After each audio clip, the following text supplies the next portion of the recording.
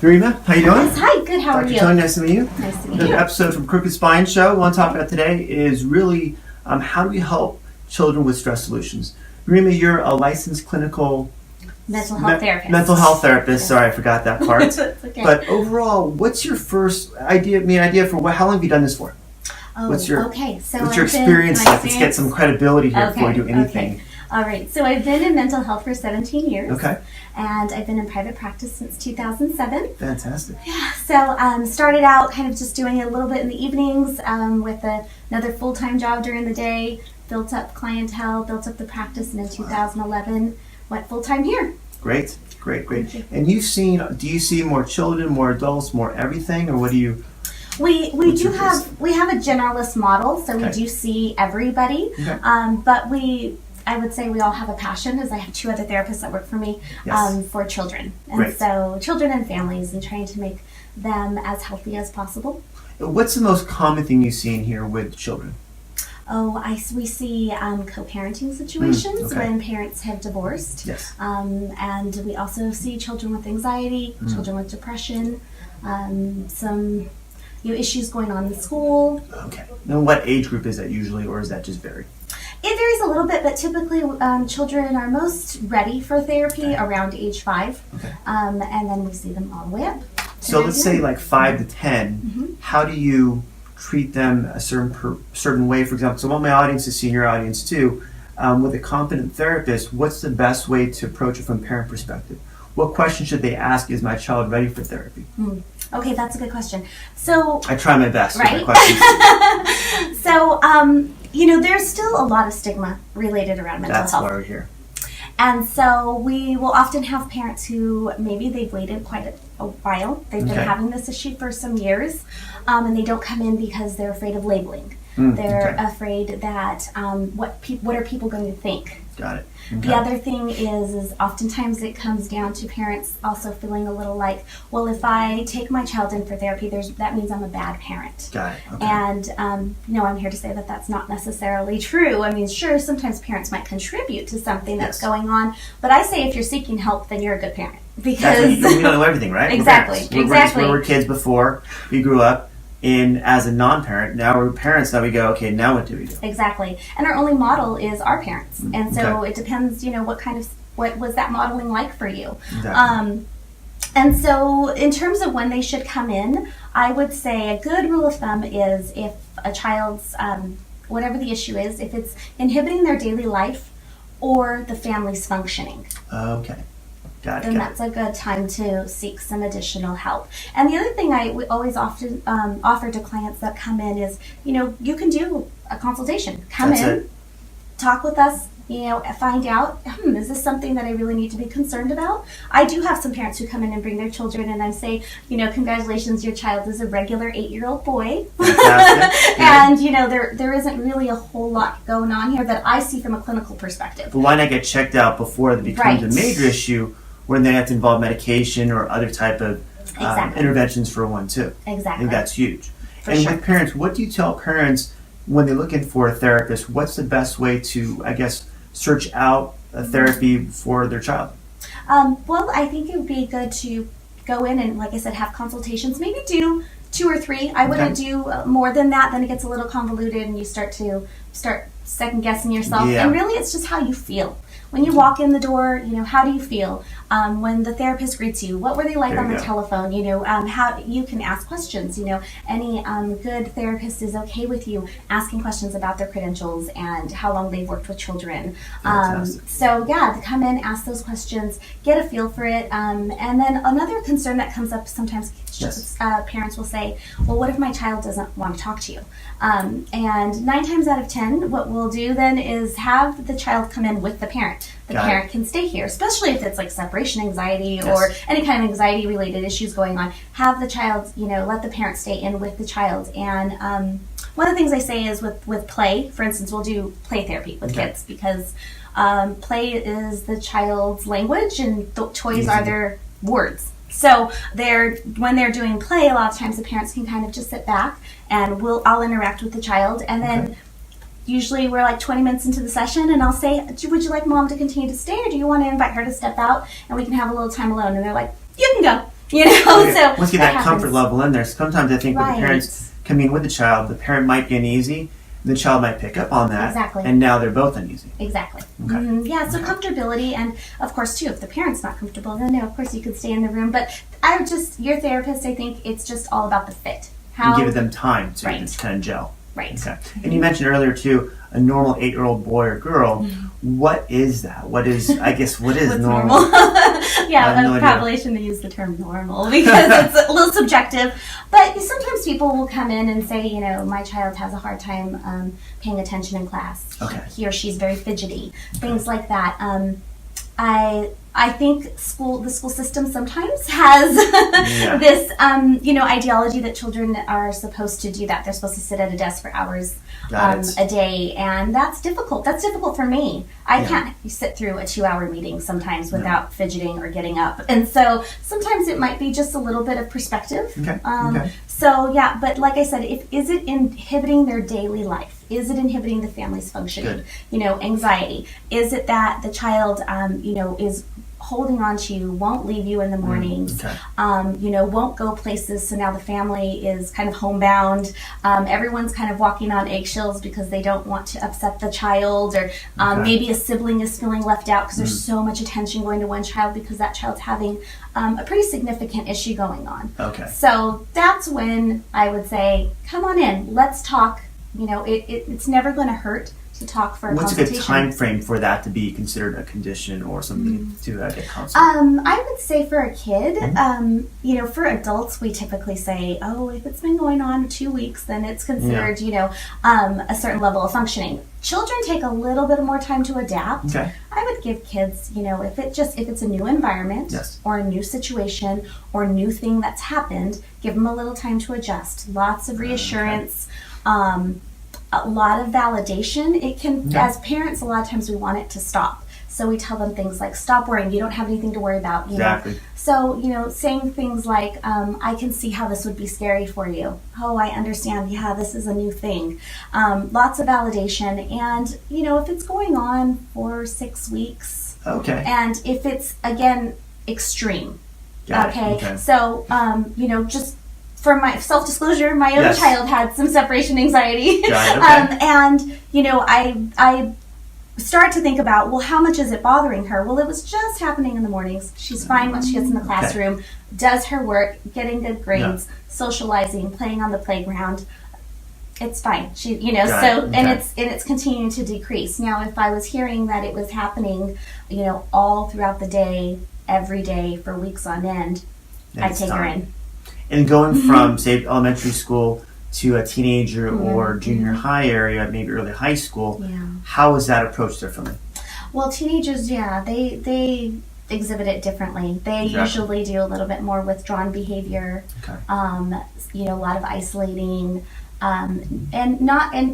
teenagers, their social circle is super important. That's developmentally appropriate. And again, as parents, a lot of times we're like, they don't want to spend time with us, but that's normal. And so if you see them not socializing, like maybe they had a group of friends, they're no longer talking with their friends.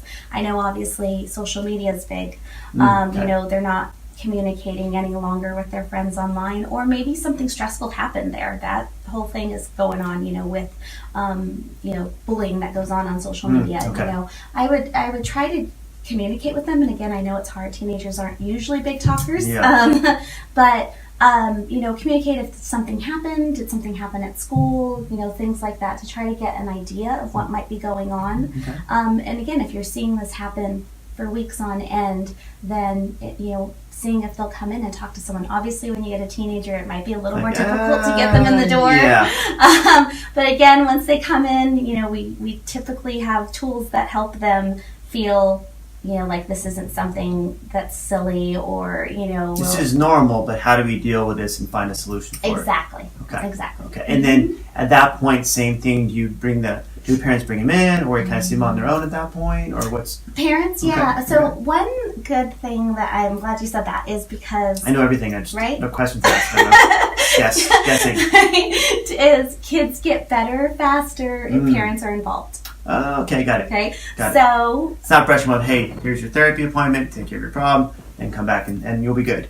Exactly. Okay. And that Okay. happens sometimes. And we try to be upfront with that from the beginning to Okay. kind of set the scenario. Like, a child is just one part of the family dynamic. There are usually lots of other people involved. Even if it's an only child, there's typically at least a parent. Sometimes there's extended family members that are involved. And so, kids get better faster if parents are involved. So we'll, a lot of what the approach here that we try to take is, we do the intake first with the parent to get some background information. And then, then we talk with the child alone if they're okay with that. And then we try to do check-ins with the parents at least monthly. Okay. If it's necessary to do it more often, we absolutely will do it more often. Okay. And then parents are welcome to have like what we call them collateral sessions. It's like a technical term. Sure. But basically they can schedule to have an appointment to come in and maybe talk about the challenges they're having at home so that they can get some ideas on ways to deal with their child. Now, I will say children do have confidentiality in the state of California, so we can't divulge everything that's talked about, but we most certainly can take in information and give feedback on how to work with those situations. At that point, you're giving them tools when I go home with my kid, how to communicate with them, how to work out with them, how do I figure out how to make our relationship better. Yes, that's perfect. Exactly. And when you're talking to kids, what are good, I guess, common tools to give them when they leave here to go and try for a week till they come back with next appointment? What are your initial and I guess follow through type of tools? Well, again, it depends on the situation or the scenario of what they're dealing with. But, if they present something and we come up with an idea, then oftentimes we'll suggest, okay, let's try this for the next week. Let me know how it goes. And if it doesn't work, if you come back in here and you're like, that was ridiculous, that doesn't work. Horrible. Horrible idea. Then we'll say, okay, back to the drawing board. Let's come up with more solutions. What's a good example of a solution? Or oh, goodness. Okay, let's see. Let me think. A particular issue, maybe we're looking at, one of the things is a child perhaps who has a diagnosis of ADHD. A lot of times parents are frustrated with organization, or they forget steps in what the parent deems as a simple process, So what we might try to do is let's break down the steps. Okay. And it can be I'll use an example, like, let's say, brush your teeth. Yes. Okay. Dang it. Right? You go to the bathroom, you get your toothbrush, you put toothpaste on the toothbrush. I know it sounds a little... You have to be more detailed. Right, very detailed. Okay. And sometimes just talking that through will help the child, like, right, because... Oftentimes it's like, go brush your teeth. Your child gets, and this might not even be a child who has ADHD. It happens to kids all the time, right? Goes into the bathroom. It's like, wait, what did I come in here for? This kind of happens when you're in your 40s too. Yeah, 30s, 40s, 50s, and so on. So, just helping them break down simple tasks sometimes is very beneficial. And so we'll say, okay, let's pick one that, and I know that's a very easy one that I picked, but say there's something specific that they're having a hard time with. Let's break these down. Let's write them out. Maybe we want to make a little poster board that you can put up in your room, or so they see it and visualize it too. Right. Maybe it's right after school coming home to do their homework. Maybe it's getting a binder. Maybe it's getting one of those agendas or something. Just schedule. Yes. So let's do that. See how it goes, and then come back and let's talk about how it went. Wow. Okay. And also too, second I was thinking about is when you deal with kids that are already coming in on medication, or kids that parents are thinking, do I need to medicate my child or not? How do you approach that with a parent and a child? Sure. Well, for generally, again, I would probably suggest with children, you try therapy first. Okay. And if that doesn't work, then you add in a consult with a psychiatrist secondarily. So again, now if we're talking about kind of maybe something that's more in a moderate zone, if you're dealing with something that is severe, then the most appropriate protocol would be to consult with a psychiatrist right away. So I'm talking about like self-harming behaviors, suicidal ideation, that type of thing. But if a child's coming in, and again, maybe it's separation anxiety, let's try to do some tools and therapy first. Yes. And we will reassess in a few weeks, see how they're doing. Is this helping? Is this not? And again, how much is it impairing the child's ability to function at school, at home? How is it affecting the family? That sort of thing. Wow. And then, if parents are really adverse to medication, we absolutely will respect parents' decision. That's, they're the parent. Sure. But again, I will say to parents sometimes, again, if it's seeming to be a little more extreme situation, again, you can consult with a psychiatrist. It does not mean you have to sign up for medication. Okay. That's the biggest thing parents, I think, don't understand is when you're seeing a psychiatrist, okay, I'm here to get medicated. Right. No, sometimes let's figure out what we can do instead of that. Sure, and sometimes, good psychiatrists oftentimes even have other ideas. Oh, good. Holistic care is another avenue. And again, I see pediatricians, I see chiropractors, I see psychiatrists, therapists, all taking this holistic approach to, maybe you want to try that. But it's all about, really getting this out on the table. What's the issue? Trying some things. And again, sometimes it's trial and error. Sometimes it's just trial.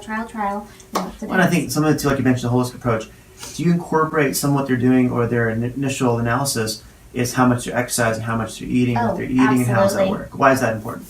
Well, children's brains are developing. Yes.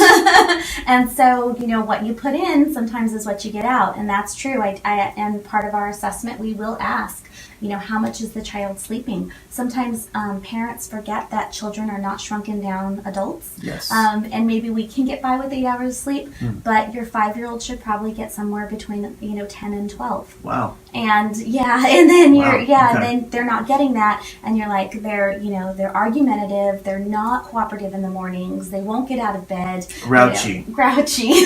Got it. The non-medical term grouchy. Right, exactly. How about nutrition? What's a good nutrition balance per se same thing. If your kid's eating, Takis at lunch, then we might want to take a look at what they're doing. How would that affect their overall emotional, psychological health?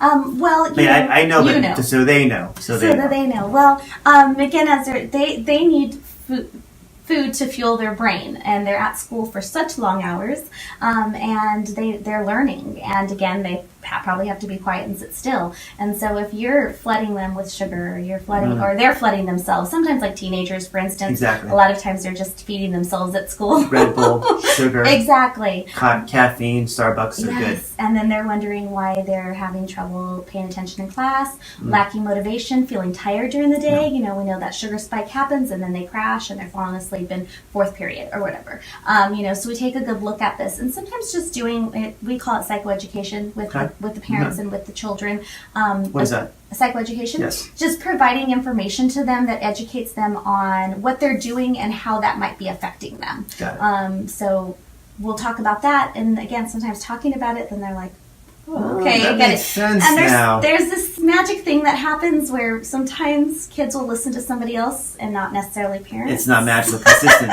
Very consistent thing to hear myself. Exactly. Okay. And a lot of it too with that nutrition and how much sleep you're doing. How about exercise? How is that important to them? Exercise is very important as well. Again, it just promotes their brain activity, and think of all the things, like even adults, I'll say, I think exercising outside is great, because as opposed to like in a room with 4 walls, and treadmill. Right, because you're getting all of this other stimuli that happens in our natural environment that our bodies really crave. And so kids should be playing soccer. They should be running. They should be playing imagination and making mud pies and doing all of those things. And I know we live, again, in a society that's very technologically advanced. And yes. So, I think a little bit of that, actually, I say, my thing is, I say a little of that is okay, because we also don't want them to get far behind. They're going to end up in high school with a Chromebook and not know how to use it. Exactly. So, that's the problem. Right. That's transition from a paper book as we grew up, and that's how we learned, a paper book and pen and paper versus an iPad, a stick in your thumbs. Exactly. So if you're going to learn this way, in my sense, again, I'm just a chiropractor, that's how you're going to learn, continue to understand, that's how you're going to progress through school down the line. Right. So I think that's important, like you mentioned, but the play is so huge in the sense where I do a lot of talks and I do a lot of my own workshops, is when you move, your body produces neurology to your brain chemistry to your adrenals. At that point, your hormones and your chemical balances stay normal. Exactly. You tolerate stress. Physiology. I know the stuff, but they might be chiropractors or people with big pseudo loans out there too. Sure. Yeah. So to keep all of the good feeling chemicals in the brain up. So sometimes I'll give, I don't have one right now, but I like a snow globe. Nice. Analogy. So, if you're not moving, if you're not feeding your body well, then it's like all the little snow is at the bottom, Exactly. And so when you go out into and play and do all of those things, it shakes up and it makes you feel so much better. It also helps you sleep. Huge. Children need outside time, and it will help them sleep. It's amazing that people don't, and it's something because we're so used to being indoors, I think, Right. in school and at home, that we lose that ability to go for a walk. Right. And then again, from a perspective for mental health, the other thing is, like I had mentioned earlier about play Yes. being a child's language. If you ever listen to your kid playing imagination, you'll hear things, you'll see things, and a lot of times they can work out their own stuff just Okay. in their own play. Right. Give them that space. Exactly. Mm-hmm. That's fantastic. Anything else to add? We've done a couple things already, but we'll probably do more other interviews with you. That'd be What's a great. good thing to let people know, I guess, big picture-wise with therapy, especially with children therapy? I think that we should continue to move, and I see this happening, move towards this ideology that there is no shame in Great. coming in to seeing a therapist at all. We are normal people too, just like you. We have our own stuff going on as well. But when you come in here, you have your space, and you typically have people that you can relate to. Like I Yes. mentioned earlier about me, I'm a mom too. And so that's why a lot of us here have a heart for children, because we get it, that it can be difficult. And then on the other end of the spectrum, I say empathy. Empathize with your child. Being a child is hard sometimes, and so we want to try to understand them. Our gap somehow gets so far away as we age. We forget. It becomes very fuzzy. It does. Yeah. It really does, and that's again normal to happen. So we got to bring ourselves back. We got to be present and just really relate with our children. And I think the way to do that is through empathy. Fantastic. I can't say any better. So, Norina, thank you very much. Thank you. Another episode of Coach Pride Show, and we'll see you on the next one. Thank you. Thank you.